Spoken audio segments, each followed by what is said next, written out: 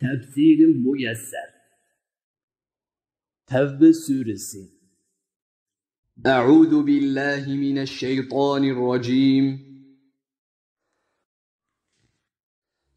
Ve kavm qarindoshlarni tark etib, islom diyoriga hijrat qilgan muhojirlar bilan Allohning dinini ustunlikka ega qilish va islom dushmanlariga qarshi jihad qilish yo'lida Muhammad alayhissalom bilan bir safda bo'lgan ansarlarning orasidagi hammadan burun iymon etgan peshqadam sahobalardan Allohning roziligini izlab e'tiqodda, gap so'zda va amal ibodatlarda ularga mukammal ravishda ergashgan mo'minlardan va ularning toat ibodatlaridan Alloh rozi bo'ldi.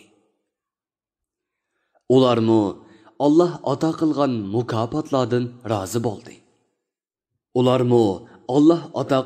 mukofotlardan rozi bo'ldi.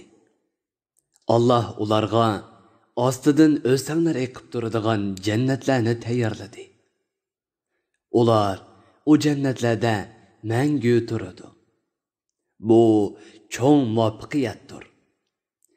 Bu oyatlar sahobalarning martabasini bayon qilgan va ularni maqtagan bo'lib, sahobalarni hurmatlash iymonning talablaridan biridir.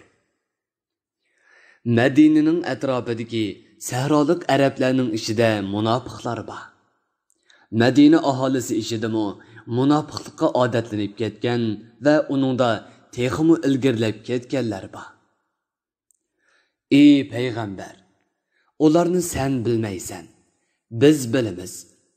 Ularni bu dunyoda o'ltirish, asirga elish va rasvo qilish bilan o'lganidan keyin qabri azobi bilan 2 qatim jazolaymiz. Ondan ular qiyomat kuni dozoq o'tidan iborat cho'ng azobga duchor qilinadi.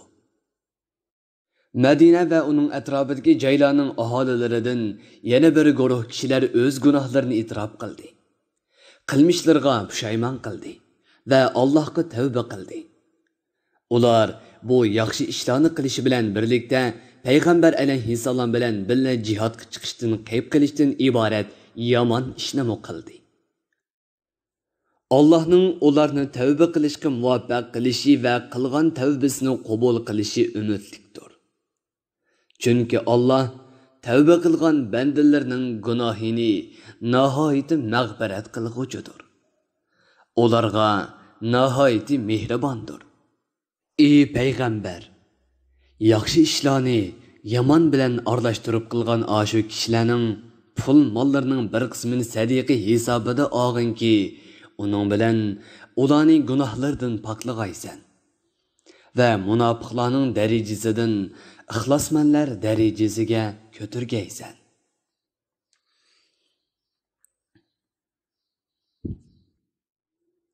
Ularning tavbasining qabul qilinishini va gunohlarining mag'firat qilinishini tilab duo qilgan.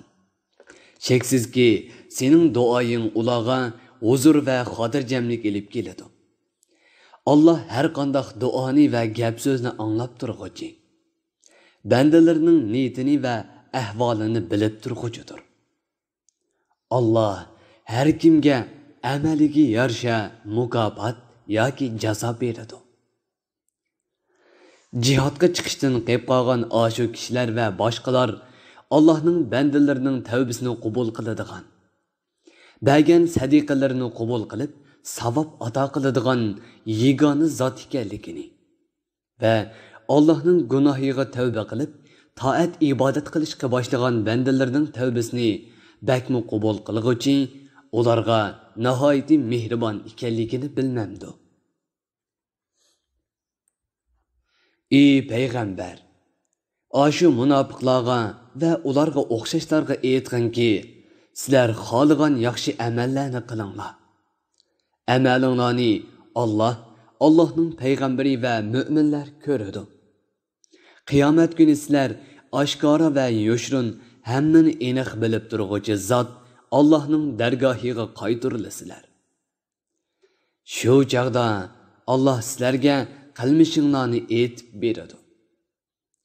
Bu oyatda o'zining ozg'inligini davomlashtiruvchilarga qattiq ogohlantirish berilgan. Ey mu'minlar, Tabuk g'azatiga chiqishdan qeyb qolganlardan yana bir qism kishilar bor bo'lib, ularning ishi Allohning bartaraf qilishiga topshiriladi. Ular qilmishiga pushaymon qilgan kishilar bo'lib, ular Murra ibn Rabi, Ka'b ibn Malik va Hilal ibn Umayya qatorliqlardir. Allah ularni ya jazolaydi yoki afu qiladi. Allah azobga yoki kechirimga tegishli bo'lganlarni obdan bilgichidir. Amr farmonlarda va so'zlarda hikmat bilan ish qilg'uchidir. Tafsiri muyassar. Bir guruhi ulamolar nashrga tayyorlagan. Tarjima qilg'uchi Muhammad Yusuf Muhammad Tursun. Muharrir Abdurrahim Davlat. Korrektor Abdul Aziz Aqhun. 2020 yanvar 1-nashri. Teklimakan Uyg'ur nashriyoti tarafidan nashr qilingan. Mikrofon oldida İmran Abdug'ani Sadai. Bu asar avlod detallarida tarqitildi.